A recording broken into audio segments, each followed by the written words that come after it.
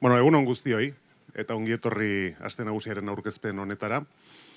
Atzo bertan aurtengo jazaldiari agur esan genion, eta gaur, urrengoa datorren gure jaialdiari ongi etorria egitera gatoz ekitaldi honetan.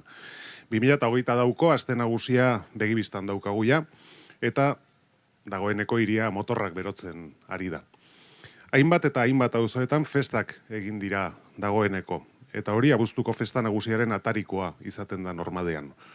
Duela gutxi hemendik oso gertu izan dira Doiodako festak. Eta hain zuzen guk ere hemen antolatu nahi izan dugu gaurko aurkezpena, Txomineneako bazter honetan. Izan ere eta horrekin aurtengo festen mezuetako bat botako dut. Urumea ibaiak protagonismo berezia izango duela edizio honetan. Aurtengo programazioak hainbat ekimen, jarduera eta ekitaldi izango ditu ibaiaren bueltan.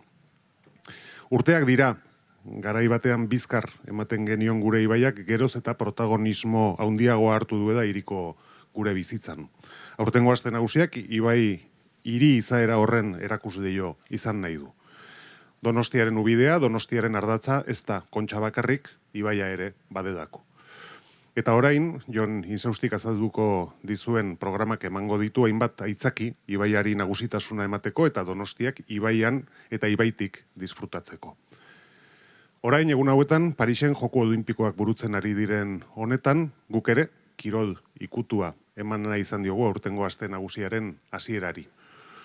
Hemen, gurekin batera dauzkagu, bera taldeko bi jokalari, Maridui eta Ester, eta Fernando, presidentea bera. Izan ere, eta hauxe da gaurko den albistea, bera taldea izango da urten Kañoikadako gonbidatu nagusiena. El equipo de balonmano Bera es quien nos acompañará el próximo 10 de agosto en la terraza de Alderdieder en el Cañonazo. Creo que no hace falta dar ninguna explicación de por qué. Ha sido un año espectacular. Ya son muchos, y creo que este protagonismo en el arranque de la Semana Grande va a ser un reconocimiento a la increíble labor que estáis realizando. Donostiak modu askotan adierazten ditu hiri bezala dituen badioak. Kirola da gure nortasunaren parte nagusi bat. Eta hiri honek asko sinisten du eta praktikatzen du kirola, bai egunekoan, baita edite mailan ere. Creo que la unión de la fiesta y del deporte, a través de la presencia del Club de Balonmano Bera en el Cañonazo de Aste Nagusia, van a representar esos valores que tenemos como ciudad y que nos definen. Fiesta, deporte femenino, alegría, excedencia, trabajo bien hecho y diversión. Esos son los valores que van a sobrevolar este cañonazo. Hortik aurrera, programa zabala, ehundaka ekitaldi, suak, noda ez, musika, sukaldaritza deiaketak, herri kirolak, zaldi lasterketak, erraldoiak, eta abar. Denontzat eta denon nahiak asetzeko moduko eskaintza izango dugu. Jon Insausti, kultura eta festetako zinegotziari hitza eman aurretik, aipamen berezia egin nahi dut, aste nagusi hau antolatzen aritzen diren langile guztiei. Langileekin eta bolondresekin batera 4.000 inguru pertsona aritzen baitira zeregin eta ardura ezberdinetat. Beraie gabe ez ditzateke posible izango aste nagusia ospatzea.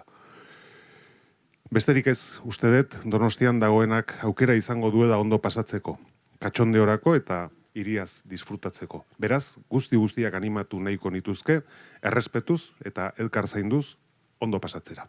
Eta Jon, orain zurea datza, txanda. Eskerrik asko, Eneko, eta eskerrik asko baita ere gaurko honetan, ona hurbildu zareten lagun eta lankide guztioi.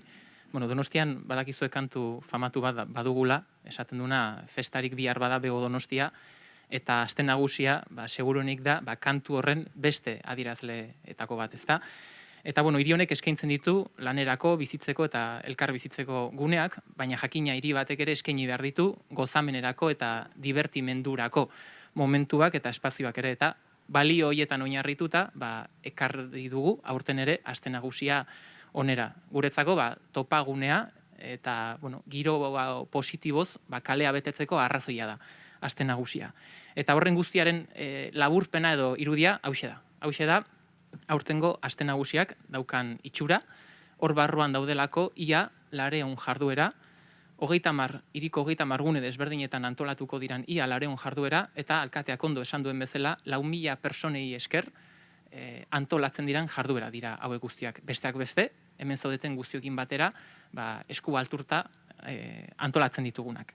Eta labur bada ere, gaur beroa lagundugulako, baina zeintzuk dira aurtengo aste nagusiak utziko dizkigun irudiak, edo ze balio positiboi egingo diegu azpimarra, lehena, geure ingurua, geure paisaia natura izango da. Eta hemen atzean dugun Urumea ibaia ardatz izango da kasu honetan aste nagusian. Aukera izango dugulako, ibaitik ibaierantz begiratzeko, baino ibaitik irirantz begiratzeko aukera ere izango dugulako. Geure ondarea da, ondare naturala, ondare propioa dugu Urumea, eta aste nagusi honetan zehar, ibaiean sakontzeko, buzeatzeko aukera izango dugu. Natura ere begiratuko diogu, kasu honetan itxasorantz, Real Club Nautiko de San Sebastianek berreskuratu egingo duelako, bestak beste, historikoki antolatzen zuen regata, eta horratzean ikusten duzue, horren adierazle izango diren belero edo txalupa hoiek, eta jakina, naturari begiratzen diogunen ere, geure mugitzeko modoi begiratzen diogu, eta bizikleta festa, hau da, gure aurre eta gaztetxonen festa ere izango dugu beste urte betez, bulebarreko paseo horretan.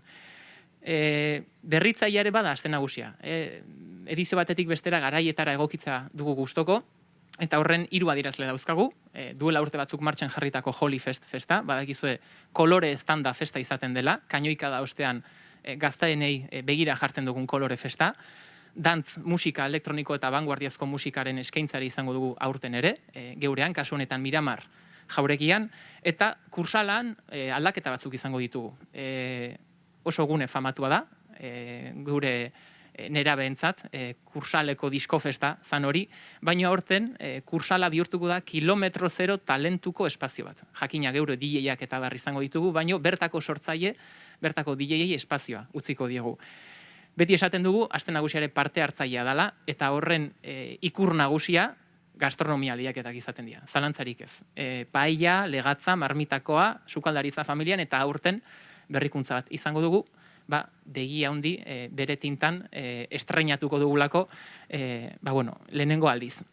Eta jakina aste nagusia beti da, benetakoa, autentikoa, propioa, txistularien alardea, buru handi eta erraldoiak, geure dantza taldeak, gero axular, eskola, goizaldi, herrikirolak, igeldo zein uliako harriak, baita ere urrezko kopa, barrakak ere izango ditugu, aurten txikien barrakak izango ditugu Gipuzkoa plazan, eta jakina, nola ez, festari ere kanta egingo diogu, Antiguan, Amaran eta parte zaharrean Gaztelubide sozietatean.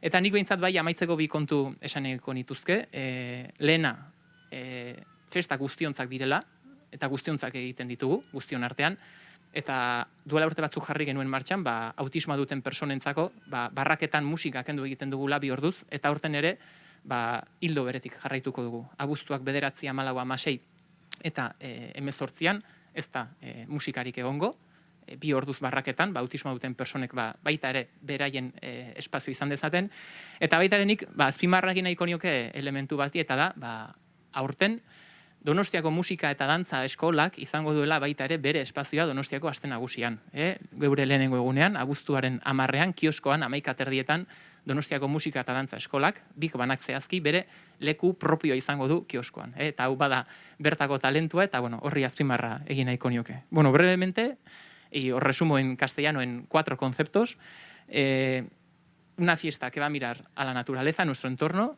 que como no va a seguir siendo participativa, que se adapta a los tiempos y que mantiene los grandes clásicos, lo que la hace propia, lo que la hace auténtica. Miraremos al Urumea, gracias a las visitas en canoa que vamos a realizar. Miraremos al mar, también gracias al Real Club Náutico de San Sebastián, recuperando la regata. Y también miraremos al medio ambiente con esa bicicleta festa que realizan los más chiquis de casa. Nos vamos adaptando también a los tiempos. Lo hacemos con Holy Fest, una fiesta de color y explosiva. Hablaba de bicicleta festa, aquí tenemos una buena muestra de ello. También tenemos la oferta de dance con música electrónica y, como no, como decía, el Cursal, que se va a transformar y que el Cursal se convertirá en la plaza del kilómetro cero, del talento joven kilómetro cero. Como no, los concursos gastronómicos son el rey y la reina de la Semana Grande, la participación de la Semana Grande, paella, merluza, marmitaco, cocina en familia, y este año estrenamos chipirones en su tinta.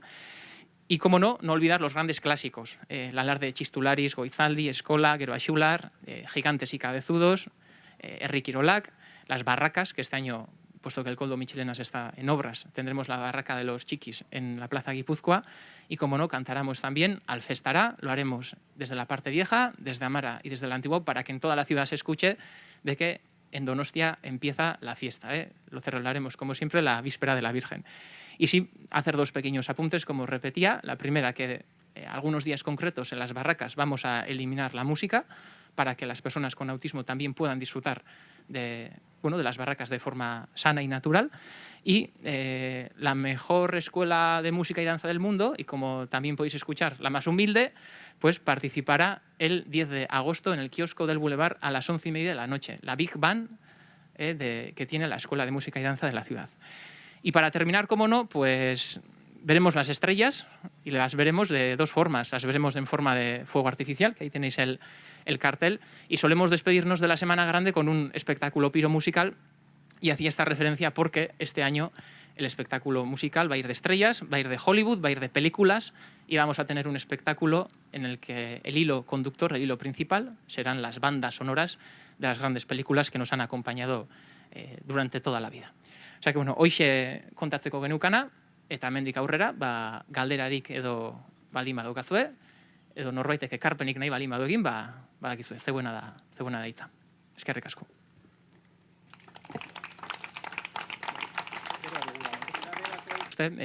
Pixkat partekatzeko, ez? Jarri hobeto hemen erdian zuek.